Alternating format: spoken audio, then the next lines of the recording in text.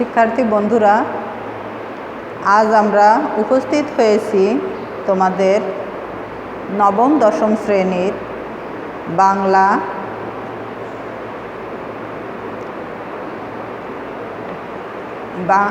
নবম দশম শ্রেণীর বাংলা সাহিত্য ক্লাসে। আজকে আমরা আলোচনা করব কবিতাংশ থেকে কবিতা কপোতাক্ষ নদ এ বিষয়ে।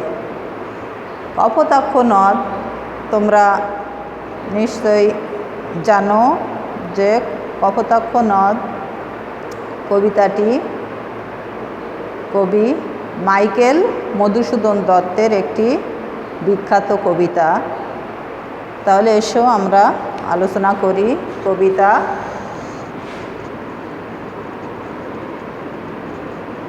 কপোতাক্ষ নদ। লিখেছেন মাইকেল মধুসূদন দত্ত।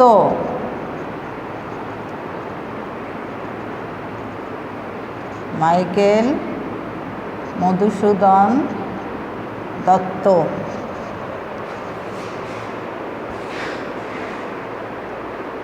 কপোতাক্ষ নদ কবিতাটি কবি মাইকেল মধুসূদন দত্তের একটি সনেট কবিতা। মাইকেল মধুসূদন দত্ত এই কবিতাটি সুদূর ভারসাই নগরীতে বসে লিখেছিলেন।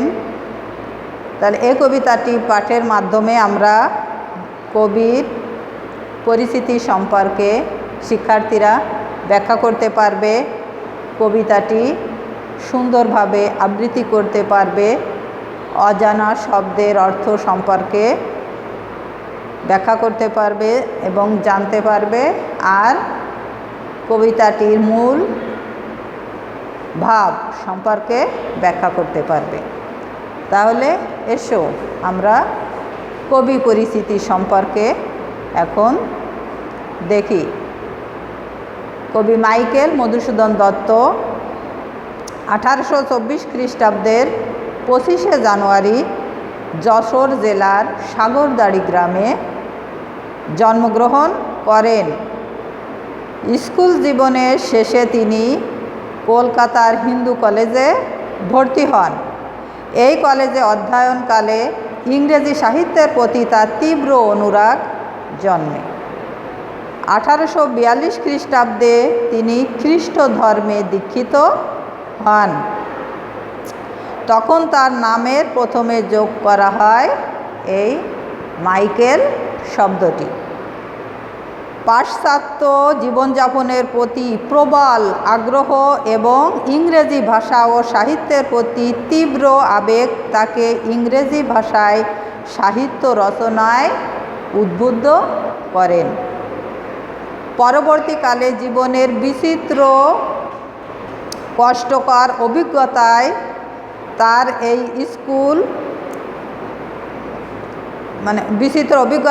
তার এই ভুল ভেঙেছিল।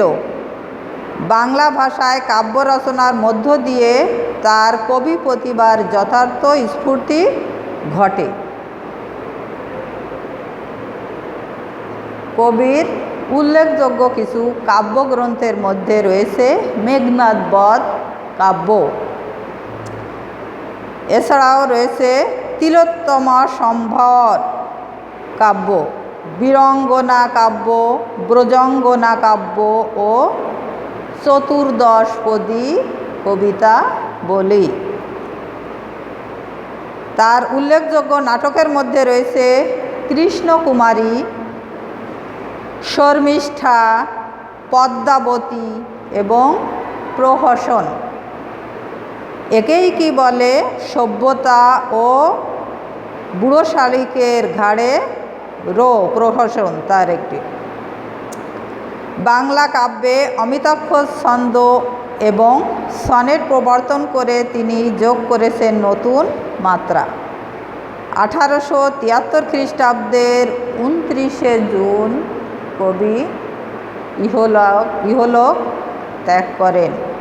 তাহলে জন্ম কত সালে? 1873 1824 সালে যশোরের সাগরদাড়ি গ্রামে, আর তিনি মৃত্যুবরণ করেন 1873 সালে। এই কবি তার উল্লেখযোগ্য কাব্যগ্রন্থ হলো কি মেঘনাদ বধ কাব্য, তিলোত্তম সম্ভব কাব্য, বীরঙ্গনা, ব্রজাঙ্গনা ইত্যাদি তার উল্লেখযোগ্য কাব্যগ্রন্থ। তাহলে এসো বন্ধুরা, আমরা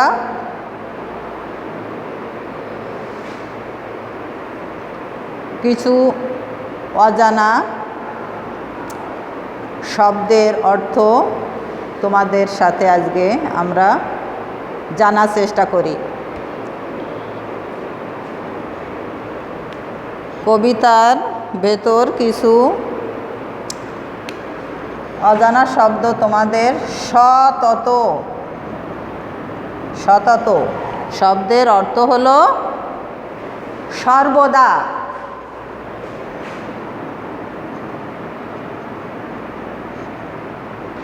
সর্বদা, সতত শব্দের অর্থ হলো সর্বদা। এবার চতুর্দশপদী কবিতা, ইংরেজিতে সনেট, বাংলায় চতুর্দশপদী কবিতা, অর্থাৎ 14টি করে লাইন এবং প্রত্যেকটি লাইনে 14টি করে অক্ষর, 14 চরণ সম্বলিত ভাবসংহত সুনির্দিষ্ট কবিতাকে বলা হচ্ছে চতুর্দশপদী কবিতা। ভ্রান্তি, ভ্রান্তি শব্দের অর্থ, ভ্রান্তি শব্দের অর্থ হলো ভুল। তাহলে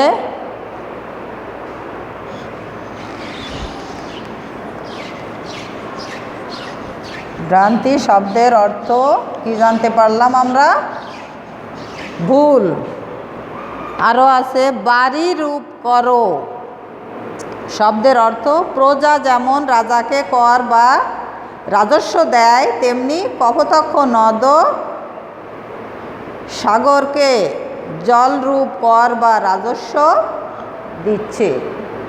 এ কথাটি দ্বারা এটি বোঝানো হয়েছে। তাহলে কপোতাক্ষ নদ কবি মাইকেল মধুসূদন দত্তের একটি চতুর্দশপদী কবিতা। তাহলে কবিতাটি এখন আমরা একটু আবৃত্তি করি। সতত হে নদ তুমি পড়ো মোর মনে, সতত তোমারই কথা ভাবিয়ে বিরলে, সতত যেমতি লোক নিশার স্বপনে, শোনে মায়া মন্ত্রধ্বনি তব কলকলে, জুড়াইয়ে কান আমি ভ্রান্তির চলনে, বহু দেশে দেখিয়াছি বহু নদ দলে, কিন্তু এ স্নেহের তৃষ্ণা মিটে কার জলে, দুগ্ধ স্রোতরূপী তুমি জন্মভূমি স্তনে, আর কি হে হবে দেখা যতদিন যাবে, প্রজারূপে রাজরূপে সাগরের দিতে, বাড়ি রূপ করো তুমি এ মিনতি গাবে, বঙ্গজনের কাছে শখে সখারিতে, নাম তার এ প্রবাসে মর্জি প্রেম ভাবে, লইছে যে তব নাম বঙ্গের সঙ্গীতে। তাহলে এখানে 14টি লাইন এবং 14 চরণ সম্বলিত কবিতাটির প্রথমে 8টি চরণ অর্থাৎ 8টি দুটো অংশে বিভক্ত, অষ্টক এবং ষষ্ঠক। প্রথম অংশ 8 চরণের, এজন্য বলা হচ্ছে সেটিকে অষ্টক, এবং শেষ অংশ 6 চরণের, এজন্য এটিকে বলা হচ্ছে ষষ্ঠক। তাহলে শিক্ষার্থী বন্ধুরা, আমরা চতুর্দশপদী কবিতা বলতে ইংরেজিতে যেটাকে সনেট নাম দেওয়া হয়েছে, অর্থাৎ চতুর্দশপদী কবিতা, 14 চরণ সম্বলিত। প্রথম 8 চরণকে বলা হচ্ছে অষ্টক এবং শেষের 6 চরণকে বলা হচ্ছে ষষ্ঠক।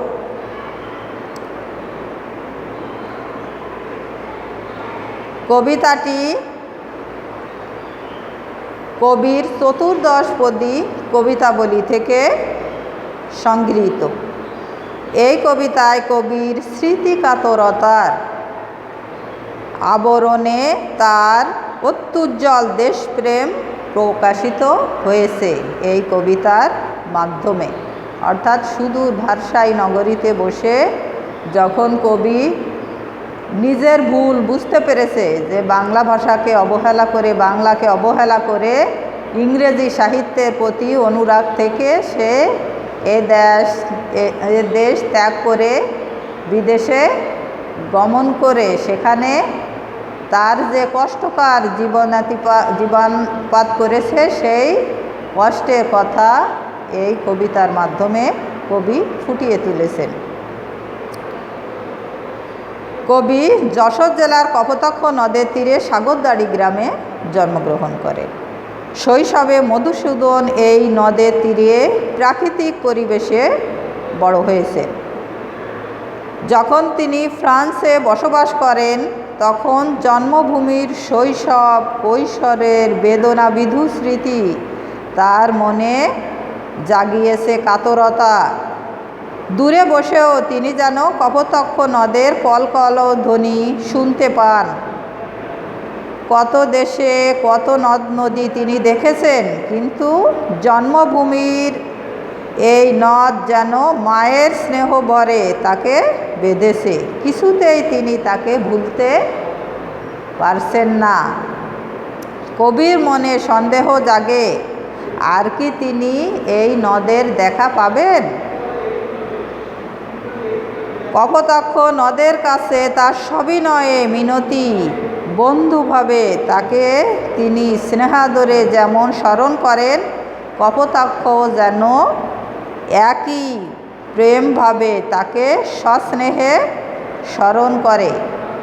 কপোতাক্ষ নদ যেন তার স্বদেশের জন্য হৃদয়ের কাতরতা বঙ্গবাসীদের নিকট ব্যক্ত করে। তাহলে কবির তীব্র আকুতি এই কবিতার মাধ্যমে তিনি ফুটিয়ে তুলেছেন। তার জীবনের যে ভুল, সেই ভুলকে তিনি এই কবিতার মাধ্যমে ফুটিয়ে তুলেছেন। শিক্ষার্থী বন্ধুরা, তোমরা এখন তোমাদের বাড়ির কাজটি লিখে নাও।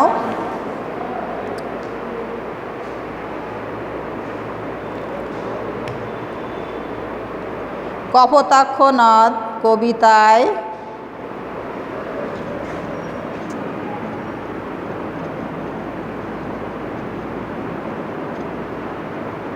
কপোতাক্ষ নদ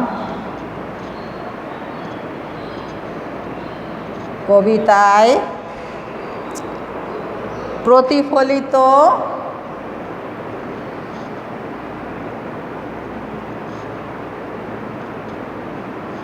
কপোতাক্ষ নদ কবিতায় প্রতিফলিত অনুভূতি, প্রতিফলিত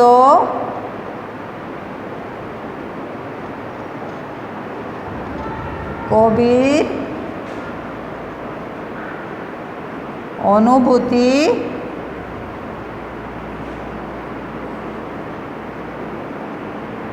তোমার নিজের ভাষায়